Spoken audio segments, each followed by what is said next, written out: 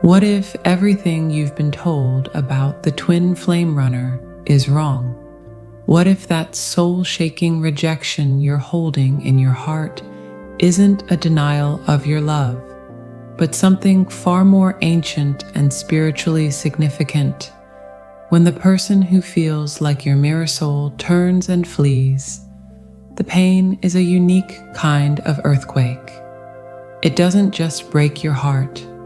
It seems to fracture your very reality, leaving you to wander the rubble of a connection that felt more like home than any place you've ever lived. The easy story, the one we often tell ourselves in the raw silence of 3 a.m., is that they got scared. Scared of love, scared of commitment, scared of you. But what if I told you that the truth is both more terrifying and more magnificent? That the runner is not actually running from you at all, but from a divine confrontation with a version of themselves they are not yet ready to meet. This isn't a story of abandonment. It is a sacred, if painful, curriculum for two souls. It's a hidden dance where the space created by their flight becomes the very chamber where your deepest healing and their most profound awakening can finally take root. The silence they leave behind is not empty. It is pregnant with a purpose that, when understood, will transform your anguish into awe and your longing into a powerful, magnetic peace. Ready to see the map hidden within the chaos?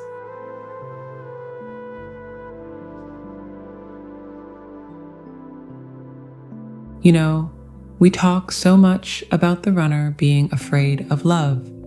It's the easy narrative, the one that fits neatly into a pop song. But let me tell you, as someone who has sat with both chasers and runners in the raw, trembling hours of their truth, the reality is far more terrifying and magnificent. The runner isn't scared of love. They are terrified of themselves. Think of it like this. Your entire life, you've been building a house. Call it your ego, your personality, your story. You've carefully chosen the furniture, your career achievements, your social circles, your carefully curated identity. The walls are painted with the colors of your past triumphs and defenses. It might be a bit drafty, a little crooked in places, but it's yours. It's familiar. It's safe. You've learned to live with the subtle background hum of existential unease, the faint smell of something vaguely mildewed in the basement you never open. You've convinced yourself this is just how houses are. Then your twin flame walks in, and they don't even have to say a word. Their mere presence, their energy, their frequency, it acts as a seismic charge of pure, undiluted truth. It's not that they criticize your furniture. It's that the moment they cross the threshold, every single light bulb in the house flares to a blinding 1,000-watt intensity. Suddenly, you can see everything. The dust you've been ignoring for decades, the cracks in the foundation you papered over with positive affirmations, that locked basement door you swore you'd lost the key to. It's all exposed. The hum of unease becomes a deafening roar. The faint mildew smell is now unmistakably the stench of unresolved trauma, unhealed wounds, and abandoned dreams. This is the spiritual integrity crisis. It's not about them. It's about the fact that this person, this beautiful, haunting mirror, has just shown you that your entire house was built on a fault line, and the ground is beginning to shake. The love they offer feels less like a warm blanket and more like a wrecking ball of divine authenticity aimed straight at your load-bearing walls. To accept it would mean admitting the entire structure was unstable to begin with. It would mean voluntarily stepping into the rubble, into the chaotic, open-air unknown, with no blueprint for what comes next. So what do you do? When faced with the prospect of ego death, the complete and utter demolition of the only you've ever known, you do what any sane person would do in an earthquake. You run. You flee the collapsing building. You mistake the tremors for the problem, instead of recognizing them as the necessary prelude to a stronger, truer foundation. The rejection, it's a frantic, desperate lunge for the emergency exit. It's the psyche's last-ditch effort to save the blueprints of a condemned building, screaming, "I can fix it. I just need to get away from this light that shows me I can't." And the cruelest, most beautiful irony, the very love you're running from is the only thing that could have helped you build something real, something that could withstand any storm. You're not rejecting a person. You're rejecting your own destiny, your own wholeness, because from where you're standing, wholeness looks an awful lot like annihilation. It's a divine, terrifying paradox. You are offered the very thing your soul craves, and your entire constructed world screams that receiving it will be the end of you. It's a spiritual boot camp you never signed up for, and your drill instructor is the one person who looks at you and sees not the soldier, but the soul. But here's the secret the runner hasn't discovered yet. The one that will eventually, inevitably, call them back.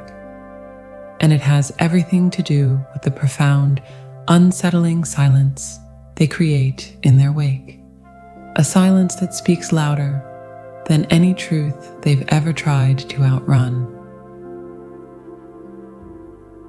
But that beautiful soul is a conversation for another moment. For now, just breathe and know that what feels like a rejection was never about your worth. It was about the terrifying, glorious birth of a self they weren't yet ready to meet.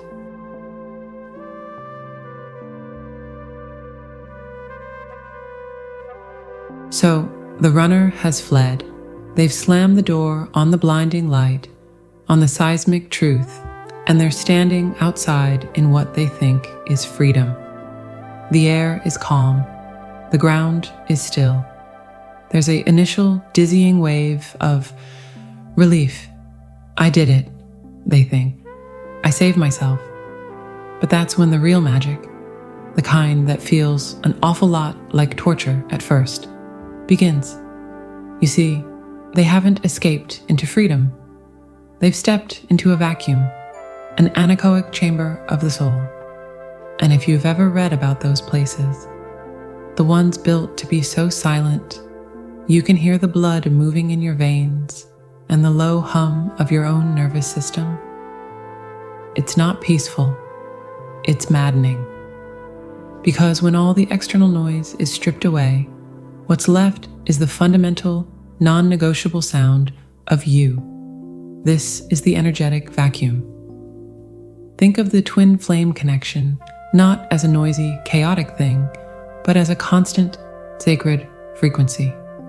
A foundational note, like the drone of a temple bowl that's been humming in the background of their existence for so long they didn't even know it was there.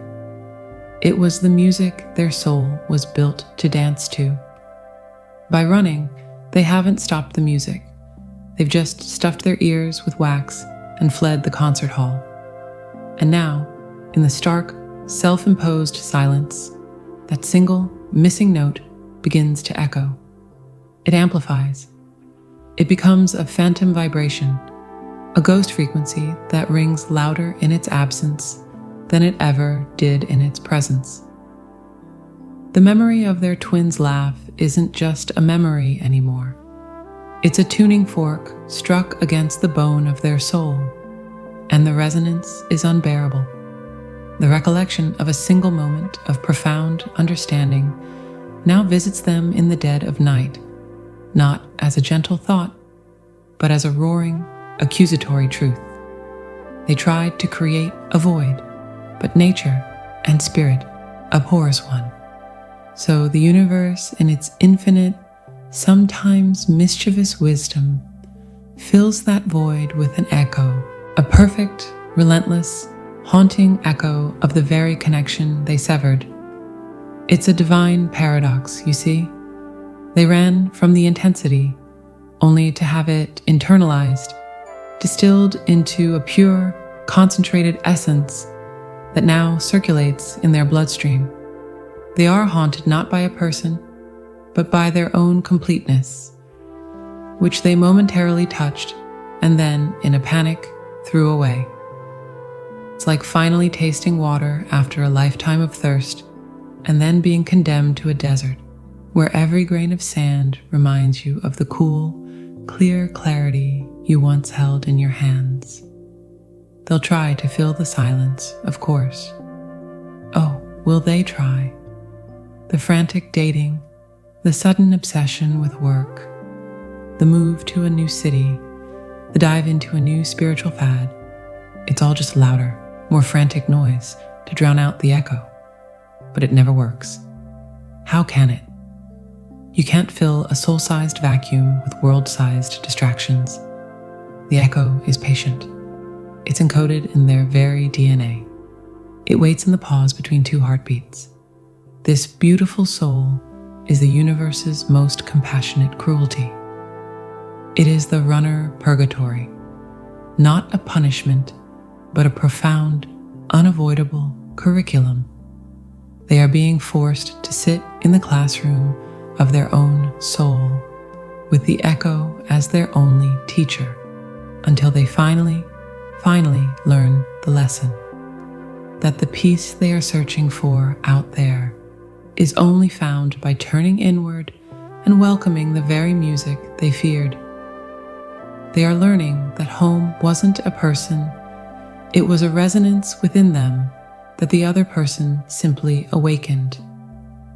And that resonance is now a beacon, a homing signal buried deep in their spirit that will inevitably, when the lesson is learned, begin to pull them back. Which makes you wonder, doesn't it? What does that return journey actually look like? It's never the dramatic Hollywood sprint we imagine. It's something far more subtle, far more real, and it begins with a single quiet decision to stop running from the echo and finally listen to its song.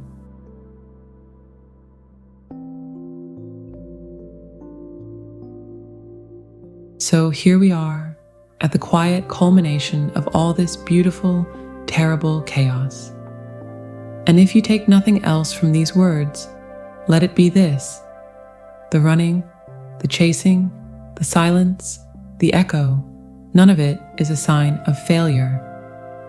It is the most brutal, most sacred form of spiritual craftsmanship. Think of it as alchemy.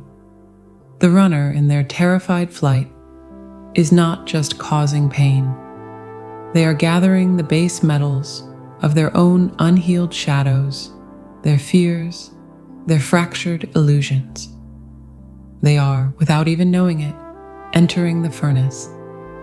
The intense heat they feel, that's not your anger or your longing, though it may be catalyzed by it.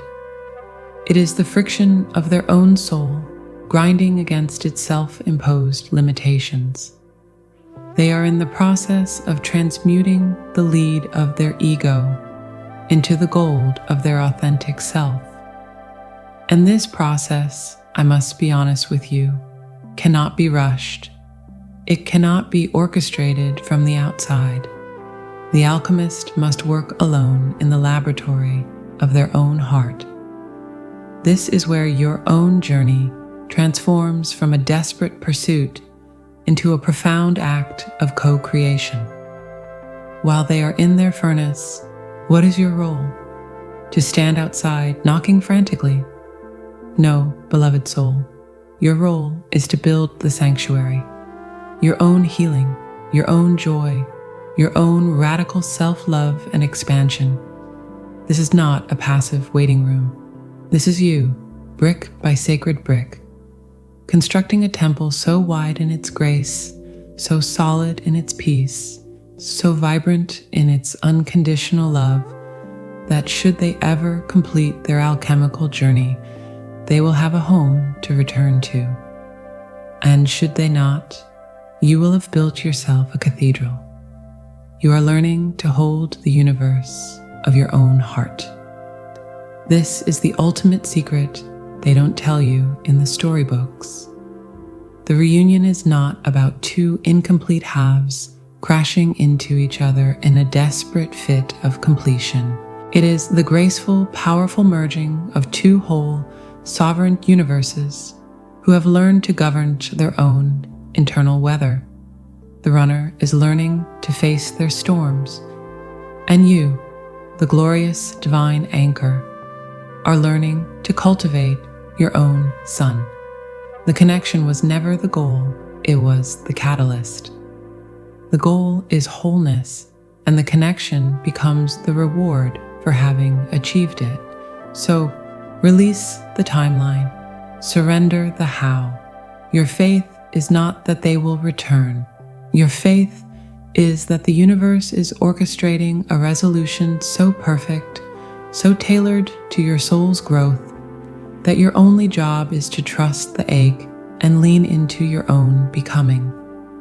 The path is not about navigating toward them, but about deepening into you. And in that breathtaking, unshakable peace, you will find that you have already arrived at the destination, with or without them by your side. And you know, the most fascinating part of this entire divine dance is what happens in that first moment of genuine, untethered surrender. It's a frequency shift so subtle, yet so powerful. It often sets the entire stage for the next act.